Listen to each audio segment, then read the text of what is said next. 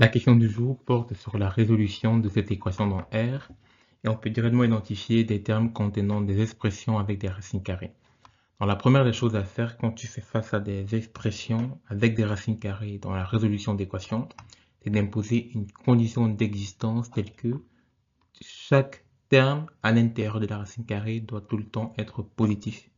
Donc par exemple, un exemple, si je dis que x plus 2 qui se trouve ici d'être positif, ça veut dire que x doit être supérieur ou égal à moins 2. Pareil pour ici, x doit être supérieur ou égal à moins 4 sur 3, et etc. En première étape, j'impose d'abord ma condition d'existence. Ensuite, je réfléchis à une méthode de résolution. Donc, pour résoudre cette équation assez simplement, je vais placer chaque terme de gauche et de droite au carré. Donc, je vais mettre le terme de droite au carré et le terme de gauche au carré. Donc si je fais ça, je mets au carré, je développe avec a carré plus b carré plus ou moins 2ab.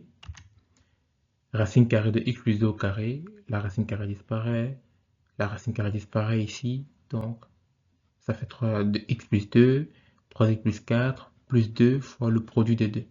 Pareil à gauche, j'enlève la racine carrée, produit des deux. Et c'est moins parce que là j'ai moins. Ensuite, je regroupe un peu tout. X plus 3x, 4x, 2 plus 4, 6. Je multiplie. C'est pas compliqué à multiplier. On développe double distributivité. 2x plus 2x, 4. 5 plus 1, 6. Je distribue, j'obtiens ça. Et par miracle, c'est vraiment un miracle par miracle, 4x plus 6 et 4x plus 6 vont s'éliminer. Si les deux termes qui sont ici ne s'éliminaient pas, il n'y aurait pas eu moyen d'avancer concrètement parce que je reviens à un problème qui est tout aussi compliqué que le problème de départ. Heureusement pour nous, ça s'élimine. Heureusement. Puisque ça s'élimine, mais qu'est-ce qu'on vient de voir? On vient encore de faire apparaître deux nouveaux termes avec une racine carrée. Donc, on va reposer encore une condition d'existence. On va imposer que ces équations du second degré, ces polynômes doivent être positifs pour que la racine carrée existe.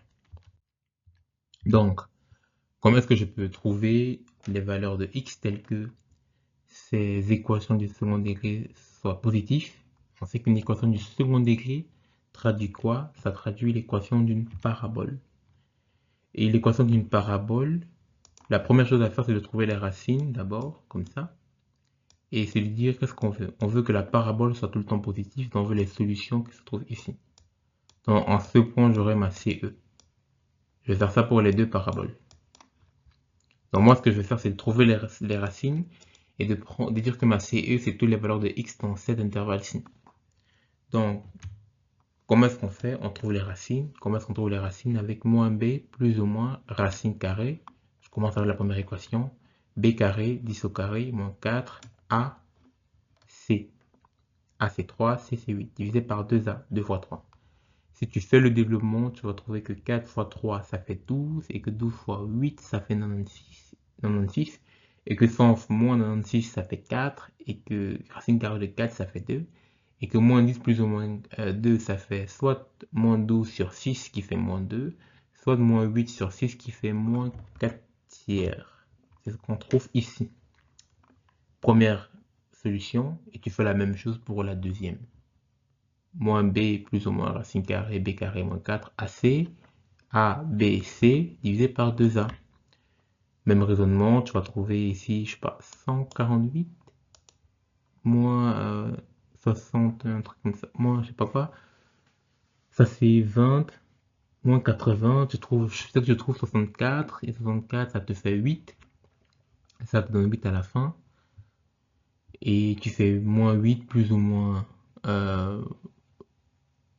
oui, moins 12 plus ou moins 8. Donc, d'un cas, tu auras moins 20 sur 8. Ça te donne moins 5 sur 4. Et de l'autre côté, tu auras moins 4. Tu auras moins 8 sur...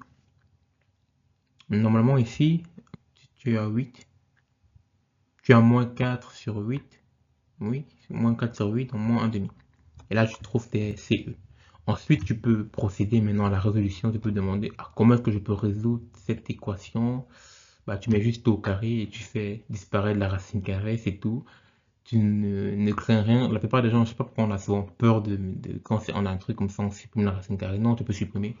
Tant que tu as tes CE qui vont te guider, tu peux faire ce que tu veux, qui est juste algébriquement. Alors, les conditions d'existence sont juste là pour te permettre de faire certaines simplifications à la fin en critiquant tes solutions avec ça. Donc quand j'écris ça, en fait, je ne suppose pas vraiment que la solution que j'ai ici va satisfaire ça. Ça va satisfaire ça à condition de ça. C'est vraiment ça une CE, hein. Une CE te dit les solutions de ce que tu trouves après vont satisfaire l'équation d'avant si ça respecte tes CE. Donc on va résoudre ça sans inquiétude. Donc je mets les termes similaires ensemble. 4x au carré moins 3x au carré, ça fait x au carré, 12x moins 10x, 2x, 5 moins 8 moins 3. Simple équation à résoudre. Pas besoin de faire une formule générale, je peux bien factoriser. Je cherche deux nombres tels que le produit me donne moins 3, la somme me donne 2.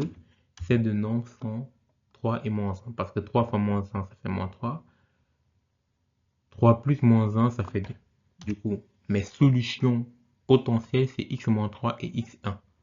Avant ça, on avait imposé des CE, mais elles sont pas suffisamment restrictives comparé à celles-ci.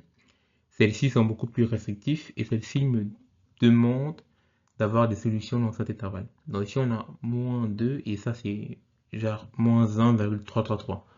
On voit que le moins 3 ne se trouve pas ici et que le 1 ne se trouve pas ici. Juste avec ça, on peut déjà dire qu'il n'y a pas de solution. Parce que dès qu'une CE n'est pas respectée, tu t'arrêtes. Mais même si tu regardes la deuxième, moins 2, moins 5 demi, c'est un truc comme moins 2,5. Et moins demi, il n'y a aucune des solutions dans celle-ci. Donc à la fin, à cause de mes CE, avec mes CE, je n'ai pas de solution. Dans la solution que j'ai ici, certes, elles sont solutions de cette équation, mais elles ne peuvent pas respecter cette expression-ci, qui sont conditionnées par ma CE. Donc il n'y a pas de solution dans solution, ensemble vide. Et l'ensemble vide fait bien partie des réels. Donc cette question inspirée par l'examen d'admission en Polytech, je ne sais même plus quelle année, 2014, 2016, j'ai oublié de noter, désolé. J'ai vraiment toute une liste d'exos et quand j'oublie de noter l'année, ça devient compliqué de me retrouver. Mais dans tous les cas, on se retrouve demain pour la prochaine vidéo. Bonne chance pour l'examen d'admission et bonne préparation. C'était Dibril, salut.